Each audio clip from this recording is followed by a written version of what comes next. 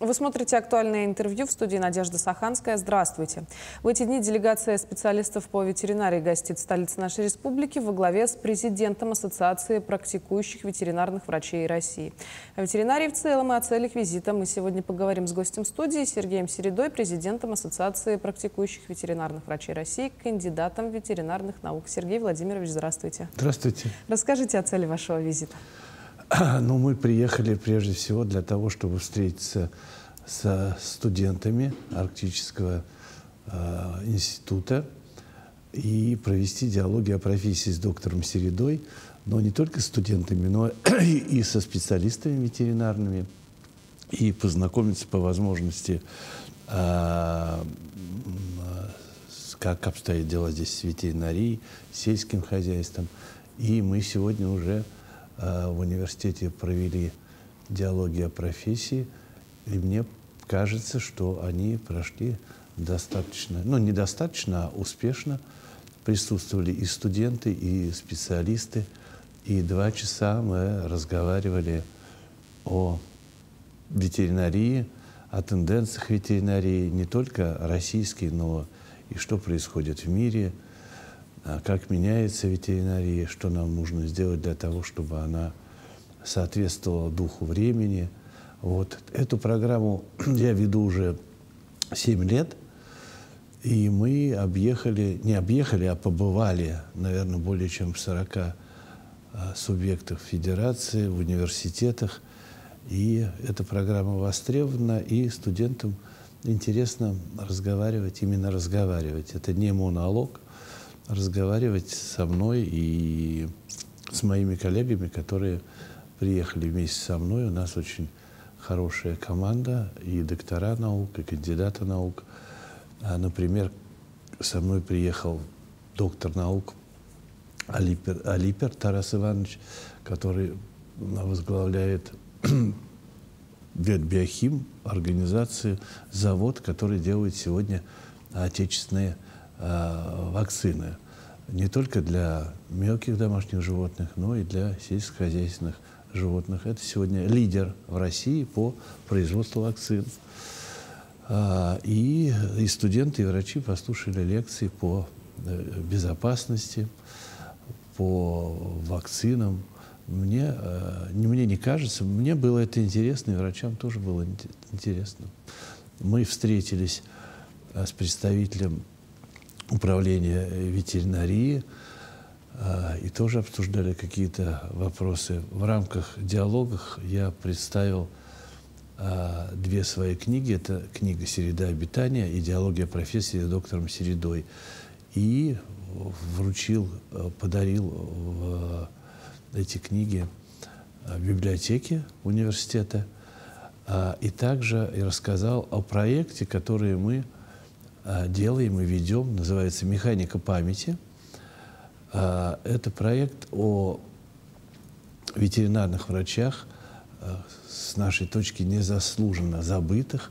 И первым таким врачом был доктор Евсеенко, это доктор Российской империи, который был действительно статским советником, который много сделал для развития военно-полевой хирургии.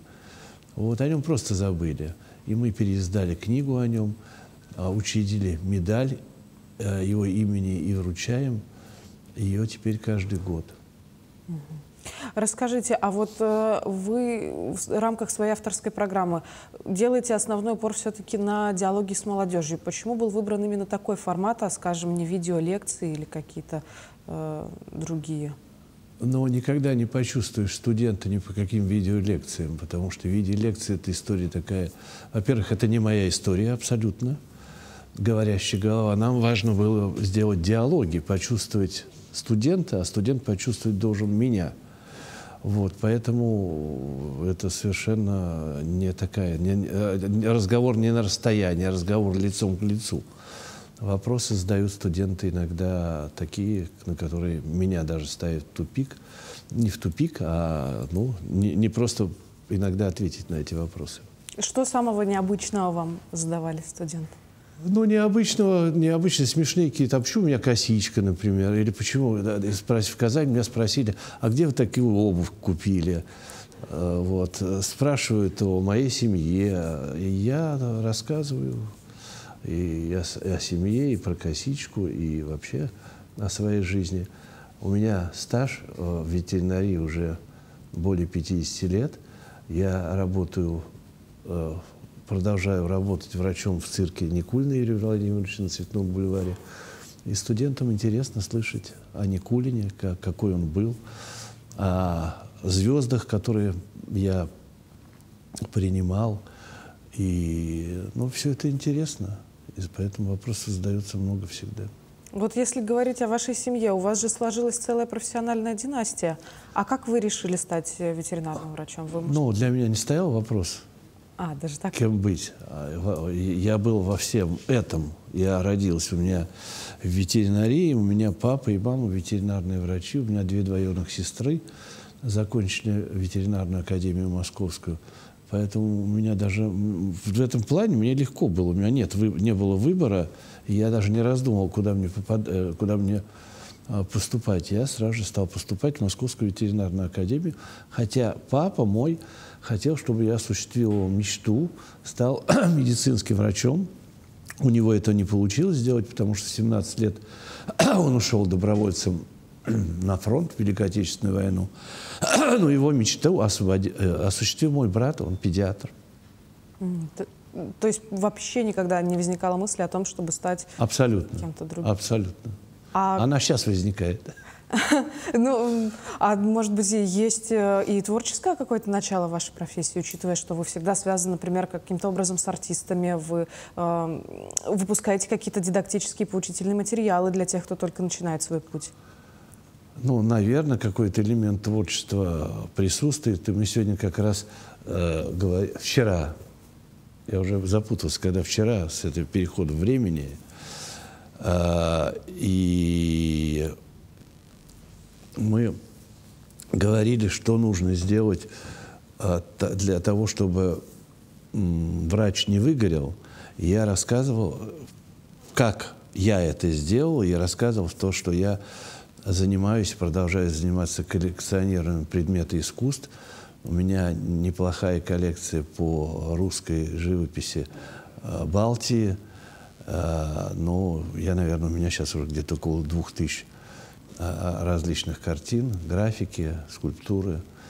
Я уже сделал несколько выставок из произведений. И я очень доволен, что я являюсь примером, и уже мои коллеги начинают этим заниматься. И еще то, что для того, чтобы только быть в профессии, другого мира не существовало, ты выгоришь. Поэтому я много путешествую, я бываю в других странах, я встречаюсь с своими коллегами. И сегодня я встречаюсь с своими коллегами, которые работают за рубежом. Я, например, недавно встретился с моим коллегой из Чехии. Мы с ним встретились в Чехии, когда мы посещали, это буквально месяц назад было, посещали завод по производству вакцин чешский. Сотрудничество идет, несмотря ни на что, оно и должно идти. Потому что это действительно наука, которая должна быть вне прочих каких-то событий. Учитывая, что вы выступаете перед молодежью, как вы считаете, почему важно всем знать основы науки? Основу что? Основы науки ветеринарии. А как это, будучи врачом, ты обязан это делать? Если ты этого не знаешь, ты не врач. Наша профессия подразумевает под собой постоянное обучение, как и медицинское. Поэтому без этого нельзя. Как это? У меня даже не укладывается, как это возможно. Поэтому студенты должны это знать.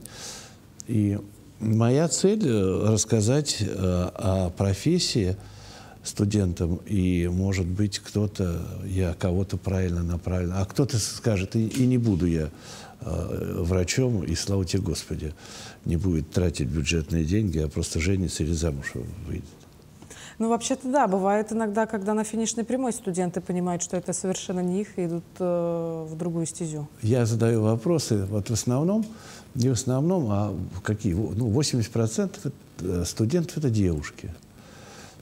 Так, сегодня такой контингент, и он во всем мире. Девушек больше, чем мужчин. И я спрашиваю вопрос, а у кого есть, кто хочет вот не продвигаться в профессии, а просто удачно взять и замуж выйти. Но всегда есть руки, поднимаются руки. Такие вот хотят просто замуж выйти, и все. Ой, даже такие минуты откровения у вас да. случаются. Как интересно получается. А в Якутии вы у нас впервые?